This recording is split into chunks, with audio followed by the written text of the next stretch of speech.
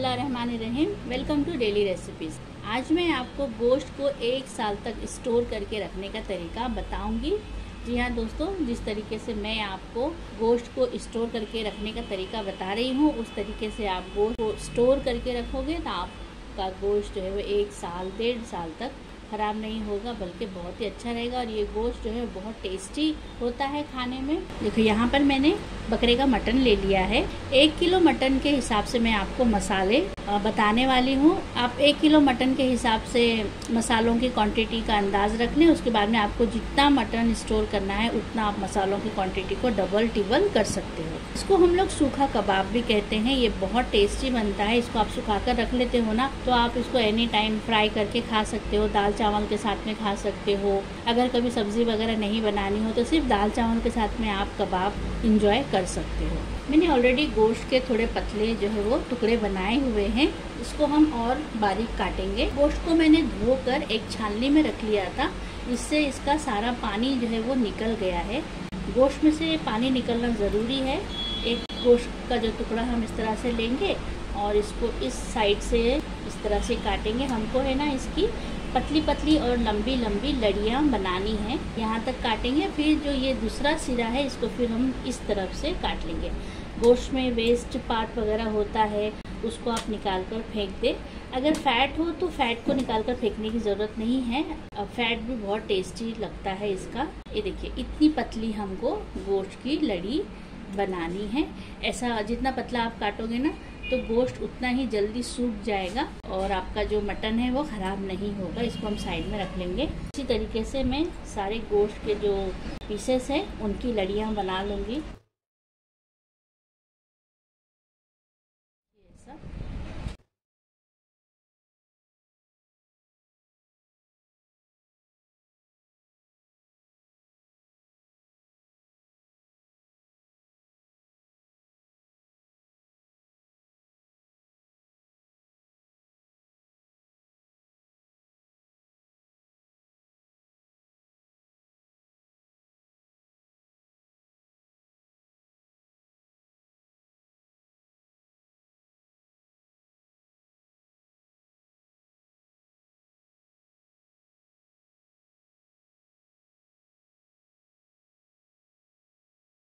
सारे गोश्त को मैंने अच्छी तरह से काट लिया है। अब इसमें हम डालेंगे मसाले। सबसे पहले डालेंगे 1 छोटा चम्मच भरकर हल्दी पाउडर। मसाले थोड़े ज़्यादा ही डालेंगे। मसाले गोश्त को प्रिजर्व करके रखने का काम करते हैं। जितना आप अच्छा मसाला डालोगे गोश्त उतने ही दिनों तक अच्छा रहेगा और टेस्टी भी बनेगा। 1 टेबल स्पून भरकर डालेंगे सूखी लाल मिर्च का पाउडर। 1 टेबल स्पून भरकर डालेंगे सूखे धनिए का पाउडर। धनिया गोश्त का सारा पानी सोख लेता है और इसको जल्दी ड्राई होने में हेल्प करता है। 1 छोटा चम्मच भरकर डाल देंगे गरम मसाला पाउडर।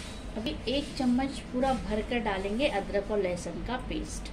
अभी 1 चम्मच भरकर डाल देंगे नमक। अब आखिर में थोड़ा सा कुकिंग ऑयल डाल देंगे। ऑयल डालने से गोश्त पर मक्खियाँ वगैरह नहीं बैठती हैं। अब अपने हाथों की मदद से इन सारी चीज़ों को गोश्त में अच्छी तरह से मिक्स कर लेंगे ताकि मसाला सारे गोश्त पे अच्छी तरह से कोट हो जाए। देखिए, इस तरह से हम गोश्त को ऊपर नीचे करके इसको अच्छे से मसाले के साथ में मिक्स करेंगे। गोश्त को सुखाने के लिए आप एक रस्सी बांधकर रस्सी पर भी सुखा सकते हैं। अगर आपके घर में बहुत ज़्यादा जगह है तो आप रस्सी बांधकर उसके ऊपर गोश्त को डाल दें और उसके ऊपर एक कॉटन का कपड़ा उड़ा दें। अगर खुली छत पे रखते हो तो कॉटन का कपड़ा उड़ाना ज़रूरी है, वरना आपका सारा गोश्त जो है वो कौवे लेकर चले जाएंगे। अगर आप कपड़ा ढक कर रखोगे तो गोश्त आपका सेफ रहेगा। ये देखिए, सारा जो अच्छा सा जो है वो हमारे गोश्त में मसाला लग गया है और इसमें पानी देखिए बिल्कुल भी नहीं है। और जो मसाले होते हैं ना, इसके बहुत ही अच्छी सी खुशबू आती है। बहुत ही टेस्टी इसके कबाब बनते हैं। अब हम फ्लैटों में रहते हैं। फ्लैटों में इतनी जगह नहीं होती है कि हम रस्सी बांधकर गोश्त को सुखाएं। इसीलिए मैं क्या करती हूँ, इस तरह से एक हैंगर ले लेती हूँ। हैंगर तो अपने घरों में होता ही है। ये पतला हैंगर है। इस पे जब हम गोश्त की लड़ियाँ डालते हैं तो ये हैंगर गोश्त को सुखाने में हेल्प करता है। हम इसको इस तरह से लपेट के ऐसा डालेंगे। देखिए, इस तरह से। अभी जो गोश्त की सारी लड़ियाँ हैं ना, मैं इसको हैंगर पे इस तरह से डाल दूंगी। जब आप खुद कबाब बनाओगे ना तो आपको खुद अच्छे से आइडिया आ जाएगा और आप खुद बहुत ही अच्छी तरीके से गोश्त को सुखा सकोगे। थोड़ा दूर दूर ही डालेंगे ताकि ये जल्दी सूख जाए। बस अब सारे गोश्त को मैं ऐसे ही हैंगर पर टांग लूंगी। ये देखिए इस तरह से। देखिए कबाब बहुत अच्छी तरह से सूख गए हैं। जो थोड़े से मोटे हैं ना वो थोड़े से अंदर कच्चे रहते हैं, सूखते नहीं हैं, तो इसको काट कर सूखने के लिए रख देंगे। तो अब मैं कबाब के छोटे छोटे टुकड़े बना लूँगी। देखिए सारे कबाब के मैंने टुकड़े बना लिए हैं। अब हम इसको फिर एक दिन के लिए ऐसे ही सूखने के लिए छोड़ देंगे। ये फ़ैन की हवा में ही सूख जाएंगे, इसको धूप में रखने की ज़रूरत नहीं है, क्योंकि गर्मी के मौसम में हमको कबाब को धूप में रखने की ज़रूरत नहीं होती है, घर में भी ये सूख जाते हैं। अगर ठंडी का मौसम हो या बरसात का मौसम हो तो ही इसको धूप में रखना पड़ता है। जब ये सूख जाएगा तो हम इसको किसी भी जार या कंटेनर में भर कर रख लेंगे और फिर आप इस मज़ेदार से कबाब को साल भर इंजॉय कर सकते हो। लेकिन आपको कबाब को अच्छी तरह से सुखा लेना ज़रूरी है। अगर सर्दी का मौसम है या बारिश के मौसम में धूप नहीं निकलती है, सर्दी के मौसम में धूप नहीं निकलती है, तो आप इस तरह से कबाब बनाकर जब सूख जाता है तो इसको आप रेफ्रिजरेटर में भी रख सकते हो। रेफ्रिजरेटर में रखने से कबाब पर फंगस नहीं आएगी।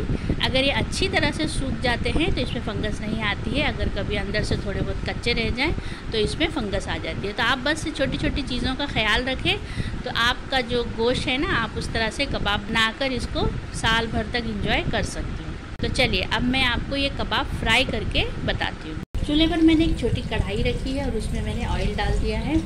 ऑयल थोड़ा ही डाला है। कबाब को फ्राई करने के लिए बहुत ज़्यादा ऑयल नहीं डालना है, थोड़े ऑयल में ही थोड़े थोड़े कबाबों को फ्राई करना है। ऑयल को अच्छी तरह से गर्म होने देंगे। ऑयल अच्छी तरह से गर्म हो गया है। अब इसमें हम कबाब डालेंगे। कबाब को इस तरह से चम्मच चलाते हुए फ्राई करते रहना है। चूल्हे की फ्लेम मैंने मीडियम लो कर दी है। जब ऑयल अच्छी तरह से गर्म हो जाएगा, एक कबाब जब हम इसको फ्राई करते हैं तो चूल्हे की फ्लेम मीडियम लो कर लें। मीडियम लो फ्लेम पर इसको फ्राई करेंगे। आपके कबाब बहुत अच्छी तरह से फ्राई होंगे और सारे कबाब एक ही जैसे फ्राई होंगे। देखिए कबाब का कलर चेंज हो गया है, कितना प्यारा कलर आ गया है। इसका मतलब है हमारे कबाब अच्छी तरह से फ्राई हो रहे हैं। आप इसको थोड़े से कच्चे भी रख सकते हो या एकदम कुरकुरे भी फ्राई कर सकते हो। जैसा आपको अच्छा लगे वैसा आप इसको फ्राई करके खा सकते हो। वैसे दोनों में ही ये बहुत टेस्टी लगता है, थोड़े से कच्चे भी और थोड़े से और कुरकुरे भी। देखिए सारे कबाब अच्छी तरह से फ्राई हो गए हैं। अब मैं इसको ऑयल में से निकाल लूँगी। देखिए कितनी अच्छी तरह से हमारा ये कबाब फ्राई हुआ है। आप देख सकते हैं कितने प्यारे दिख रहे हैं ना। आपको खाने का मन कर रहा है तो आप भी ज़रूर इस रेसिपी को ट्राई कीजिए और बनाकर इंजॉय कीजिए। देखिए जो कबाब का ऑयल बचा है इसी ऑयल में आप कबाब को फ्राई करते रहें। ये ऑयल ख़राब नहीं होता है। आप इस बचे हुए ऑयल को सब्ज़ी या चिकन मटन की किसी भी रेसिपी में डालकर बना सकते हो, क्योंकि जब कबाब ख़त्म हो जाएंगे तो ये मत सोचिए कि अभी ऑयल बेकार हो गया, इसके फेंकने में जाएगा। नहीं, आप इसको किसी भी सब्ज़ी वगैरह में या चिकन मटन में डालकर बना सकते हैं। देखिए बहुत ही बेहतरीन से हमारे कबाब फ्राई हो गए हैं। तो आप भी इस कबाब की रेसिपी को ज़रूर ट्राई करें। ये जो सूखे कबाब हैं हमारे होम टाउन में बहुत शौक से खाते हैं। जब आप इस तरह से कबाब बनाकर रख लोगे ना तो आपको कोई और सब्ज़ी वगैरह बनाने का टेंशन नहीं होगा। कभी भी कोई चीज़ की ज़रूरत हो तो फ़ौरन से कबाब फ्राई करके आप अपना खाना एंजॉय कर सकते हो। तो ज़रूर बनाएं ये मज़ेदार सी रेसिपी। बहुत सारे गोश्त से बहुत सारे कबाब बनाइए, अपने रिश्तेदारों में बांटिए, अपने पड़ोसियों को दीजिए और ख़ुद भी स्टोर करके रखिए और इसको एंजॉय कीजिए। इसी तरह की मज़ेदार सी रेसिपीज़ के लिए देखते रहिए daily recipes. Please do like, share and subscribe. Thank you.